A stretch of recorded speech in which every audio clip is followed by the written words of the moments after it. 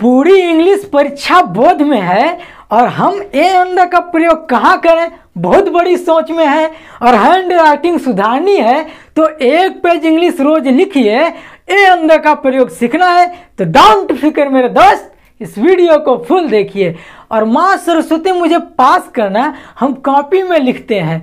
माँ सरस्वती मुझे पास करना, हम कॉपी में लिखते हैं। सावधान रहिए मेरे दोस्त, हम टॉपिक पर चलते हैं। देखिए दोस्त, आज का यही टॉपिक है कि आर्टिकल ए एंड द हम ए का प्रयोग कहाँ करें, कैसे करें, कब करें, कैसे, किस सिचुएशन में करें, कौन सी स्थिति में करें, कौन सी परिस्थिति में करें, कौन से कंडीशन में करें, सब कुछ बताऊंगा। देखने से पहले, वीडियो को देखने से पहले मेरे बारे में जान लीजिए। मैं हूं इरफान रजा, स्वागत करता हूं आपका मेरे यूट्यूब चैनल पर। तो अगरचे आप नए हैं ना तो वो जो सब्सक्राइब वाला लाल वाला बटन है ना उसको ठोक दीजिए, यानी दबा दीजिए, ताकि मेरी हर रोज की वीडियो की नोटिफिकेशन आपको टाइम पर मिल सके।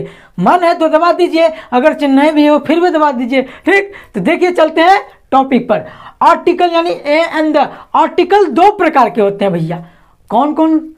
एक होता है डिफिनिट और एक होता है इंडिफिनिट। अब इंडिफिनिट से आप टेंस में चले गए का, present indefinite, past indefinite, future indefinite वाले पर, वो नहीं, बस उसी का इंडिफिनिट। अब इंडिफिनिट मतलब क्या होता है? अनिश्चित। और डिफिनिट मतलब निश्चित। अब इंडिफिनिट में कौन सा आर्टिकल आता है, डिफिनिट में कौन सा आर्टिकल आता है, अगर आप नहीं जानते हैं तो इस वीडियो को फुल देखिए, मैं आपको समझा दूंगा, आप समझ जाएंगे। बैठा लीजिए दिमाग में। कैसे? तो मैं आपको बताता हूं कैसे बैठाएंगे। देखिए, इंडिफिनिट यानी अनिश्चित, इसमें 2 प्रकार के आर्टिकल होते हैं, ए और एन होते हैं, ठीक। और डिफिनिट में कौन सा होता है? द होता है। पहले मैं आपको बताता हूँ ए कैसे यूज करेंगे, फिर बताता हूँ एन कैसे यूज करूंगा, फिर बताता हूँ द कैसे यूज करूंगा। देखिए, अब इसको ए एन को कैसे यूज करूंगा, इसको जानने से पहले आपको एक चीज दिमाग में बैठाना होगा। वो क्या? अगर आपने वो अच्छे से बैठाया तो ए एन द को कहाँ पर कैसे चिपकाना है वहां पर अच्छे से चिपकाया। अगर आपने जैसा बैठाया वैसे ही आप ए एन द का प्रयोग चिपकाया। देखिए कैसे। अब ए एन का यूज करने से पहले आपको एक बात दिमाग में बैठानी होगी कि ध्वनि यानी साउंड, यानी कि आप जो बोल रहे हैं वो क्या निकल रहा है, आपका ध्वनि पहला वर्ड क्या निकल रहा है, यानी कि क्या बोल रहे हैं कि कॉन्सोनेंट यानी क से लेकर के ज्ञान तक के बीच में का कोई वर्ड बोल रहे हैं या फिर अ से लेकर आ तक के बीच का कोई वर्ड बोल रहे हैं, ठीक। यानी कि साउंड। अब साउंड से आप डीजे वाला पार्टी वाला पे तो नहीं चले गए, वहां पे मत जाइएगा। यहाँ पे देखिएगा अपने डीजे पर, यानी यहाँ पे से जो डीजे निकालेंगे, यहाँ से जो ध्वनि निकालेंगे कि जो कॉन्सोनेंट का निकाल है या फिर वॉवेल का निकाल है। देखिए ए और एन का प्रयोग कैसे। अब कॉन्सोनेंट में क्या होता है, देखिए मैं बताता हूं।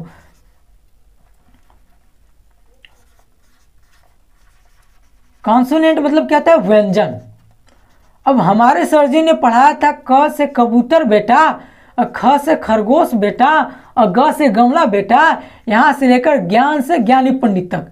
तो ये क्या होता है? व्यंजन, ठीक। तो आपके भी सर जी पढ़ाए होंगे, ठीक। अब वावेल पढ़ाए थे मेरे को कि अ, इसको क्या बोलते हैं? स्वर बोलते हैं। अ से अनार, और बड़ा आ से आम, और ई से इमली से लेकर के आहा माने कुछ नहीं तक पढ़ाए थे। ये क्या है? वावेल यानी स्वर। अब हम एक सेंटेंस आपको बताते हैं कि कहां पर कैसे उसका सेंटेंस पहले बता देता हूं, आप इसको बैठाइएगा दिमाग में जरूर। देखिए एक सेंटेंस में देता हूं, मतलब कि एक वर्ड में बताता हूं आपको। एग्जांपल, बॉय, गर्ल, एमएलए,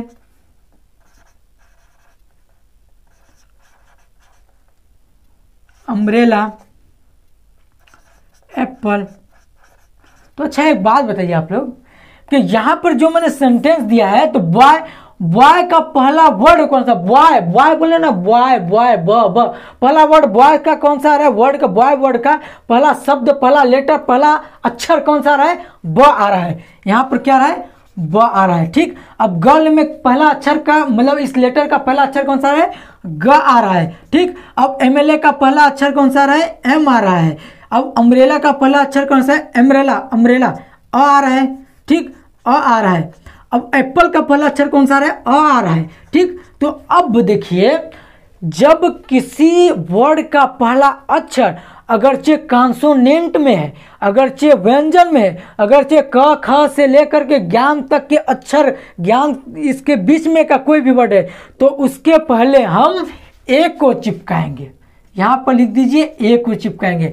यदि किसी स्वर का अक्षर अ से लेकर आ तक के बीच का कोई भी वर्ड का पहला शब्द आ रहा है तो उसके पहले हम एन को चिपकाएंगे। किसको चिपकाएंगे?